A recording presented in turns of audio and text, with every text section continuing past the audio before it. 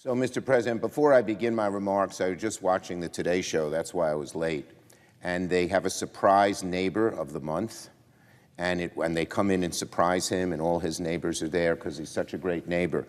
Well, Ernie Mann, who's the father of Steve Mann, who has been my deputy state director since I've been senator for over 20 years, a teacher in the community, a volunteer firefighter for 60 years, and just a great guy and a wonderful Yankee fan. They had Nestor Cortez get on the phone and speak to him. Was just made the neighbor of the, I think it's of the month, it may be of the year.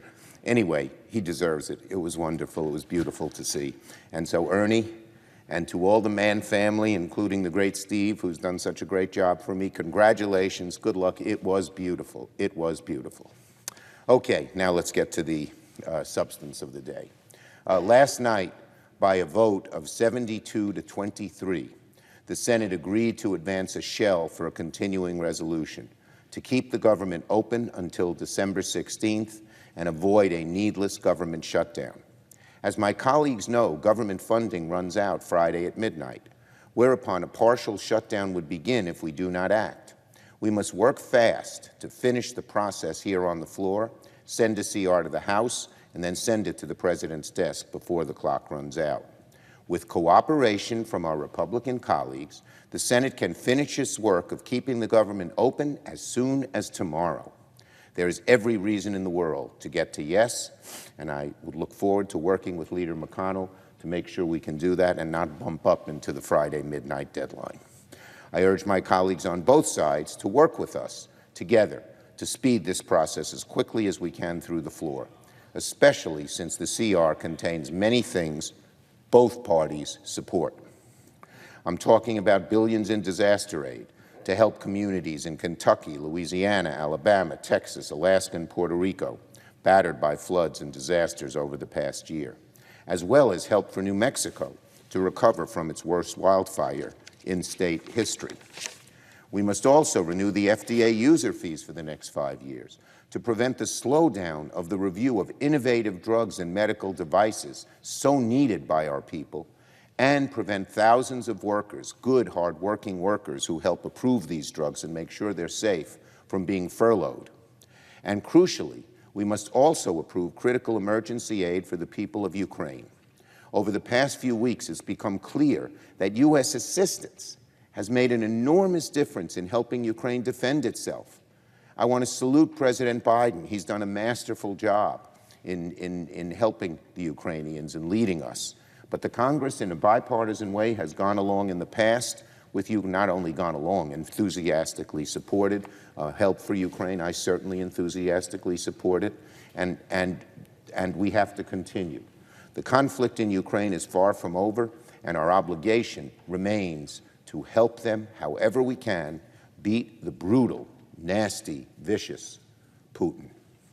I want to also thank my colleagues on both sides of the aisle who worked day and night to put this CR together, especially my friend, Senator Leahy, chairman of the Appropriations Committee and ranking member of Shelby, for his good work. They're both retiring. Let's hope this is the last CR they do so we get an omnibus done in December.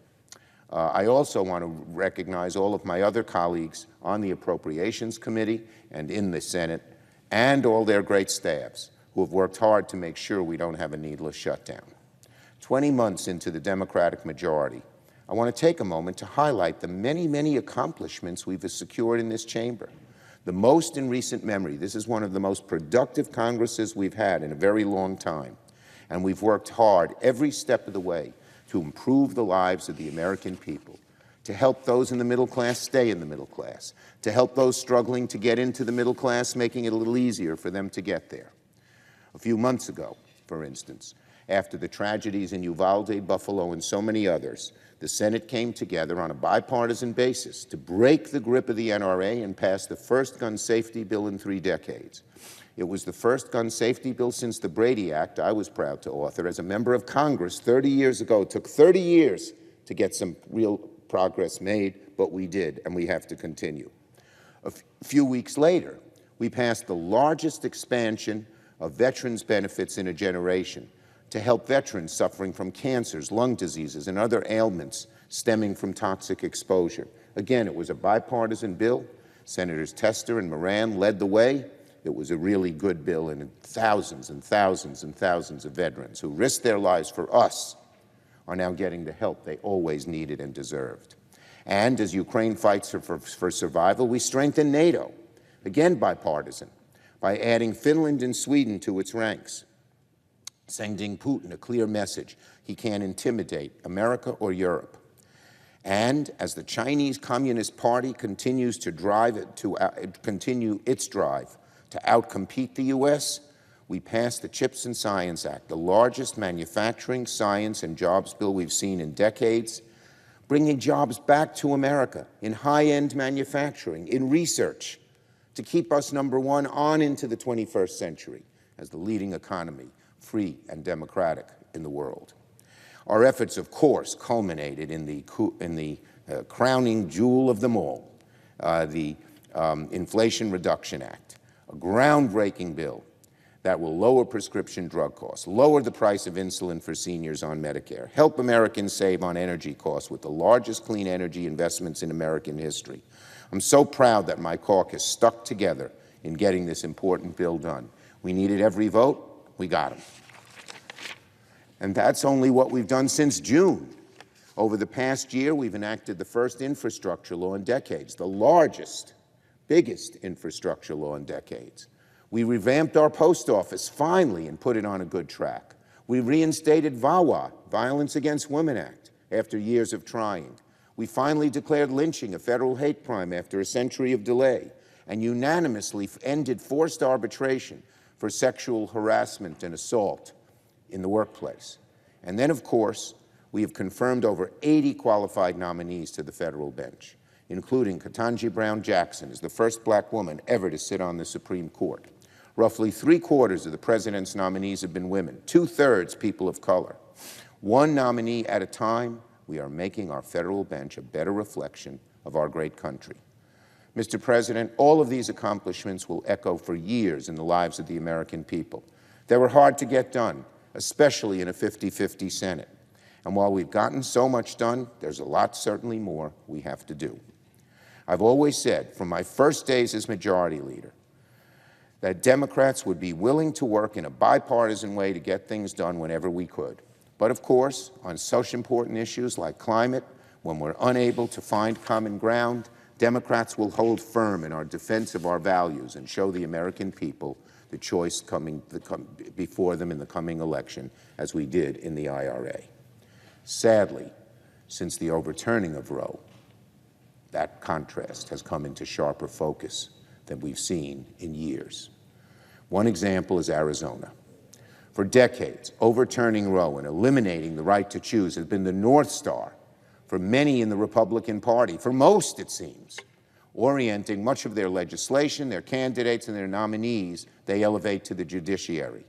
All too often, Republican senators and legislators, even when they might not agree with the extreme MAGA position on abortion, they go along because they're afraid of the consequences in a primary. Well, we saw another horrifying consequence of this late last week, when a judge in Arizona upheld a radical abortion ban that dates back to the time of the Civil War, even before Arizona became a state. In the blink of an eye, the right to choose has been practically eliminated in Arizona, a devastating blow to the freedoms of millions of Arizonan women. The law upheld in Arizona is as cruel and radical as it comes. It dates all the way back to the 1860s, not 1960s, and provides no exceptions for rape and incest.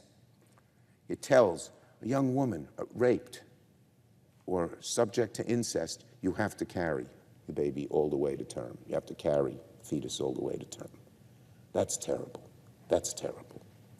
It allows for the prosecution of doctors and even the worst to assist women in accessing an abortion. And in response, the MAGA state attorney general released a statement saying, "We applaud the court for upholding the will of the legislature."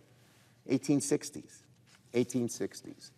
MAGA Republicans are making it clear as day exactly where they stand on the right to choose. They want to make freedom of choice extinct across the country, period.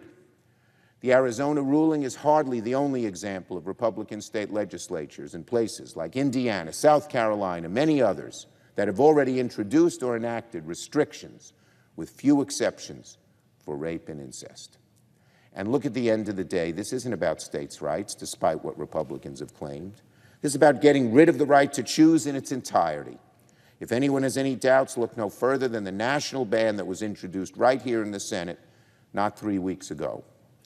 And while Republicans will try to deflect, distort, or mainly distract from their record, they don't like talking about this because they know the American people are not on their side. But their hard-right MAGA core is, and they're stuck. The fact is, every Senate Republican is already on record voting in favor of a national ban, sometimes more than once here on the floor. So the contrast has become clear as could be. While Democrats want to protect a woman's freedom to choose, MAGA Republicans want to take away that right with proposals to ban freedom of choice in its entirety, punish women and doctors for carrying out abortions, even pass bans with no exceptions for rape or incest. We're seeing it play out across the country, and it's chilling to the bone. Democrats will keep fighting these MAGA abortion bans, these radical MAGA abortion bans, and make clear to all we're the party fighting to protect people's freedoms over their own bodies. I yield the floor.